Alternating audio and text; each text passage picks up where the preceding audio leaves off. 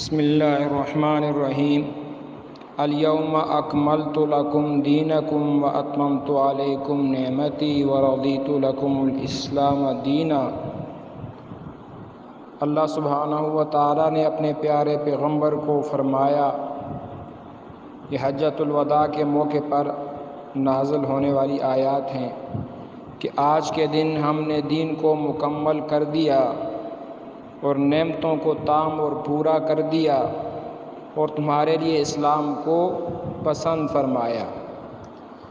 نبی اکرم صلی اللہ علیہ وسلم نے پورے کا پورا دین امت تک پہنچایا اور پھر صحابہ نے، تابعین نے، تبع تابعین کو، اسی طرح یہ دین ہم تک پہنچا ہے۔ ہمارے دین میں کسی قسم کی نہ کمی کرنے کی گنجائش ہے، نہ اضافہ کرنے کا کوئی طریقہ ہے، نہ کوئی اس میں گنجائش ہے۔ اس لیے غمی ہو یا شادی ہو یا خوشی ہو، ہر حال اور ہر موقع کے متعلق اللہ تعالیٰ کے حبیب صلی اللہ علیہ وسلم نے ہمیں ہدایات دی ہیں۔ غم کا موقع ہو، شریعت نے حکم دیا صبر کرو، اور خوشی کا موقع ہو، شریعت نے حکم دیا کہ شکر کرو۔ تو یہ دین شکر اور صبر کے درمیان ہے۔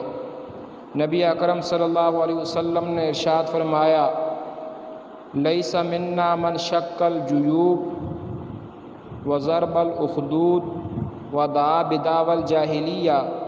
اس بندے کا ہمارے ساتھ کوئی دور کا بھی واسطہ اور تعلق نہیں جو غم کے موقع پر اپنے گریبان کو پھاڑے، اپنے چہرے کو پیٹے اور جاہلیت کے نعرے اور پکارے۔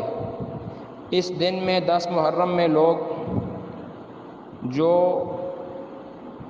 ماتم کرتے ہیں، حسین رضی اللہ کے غم میں اپنے آپ کو پیٹتے ہیں، تو ان رسموں سے مسلمانوں کو اپنے آپ کو بچانا چاہیے کہ ہماری شریعت میں ماتم اور پیٹنا اور چہروں کو نوچنا، کپڑے پھاڑنا ہمارے دین میں نہیں ہے۔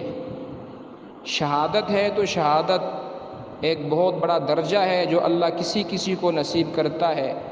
حسین رضی اللہ ہمارے سروں کے تاج ہیں، ان کو اللہ نے شہادت نصیب فرمائی، لیکن ان کے غم میں یہ کام کرنا یا ایسے کام کرنے والے لوگوں کے ساتھ شریک کرنا، اس کی کوئی گنجائش بھی نہیں۔ اس طرح سبیلے لگانا، کھانے پکانا، حلوے تقسیم کرنا، اس سے بھی گریز کیا جائے۔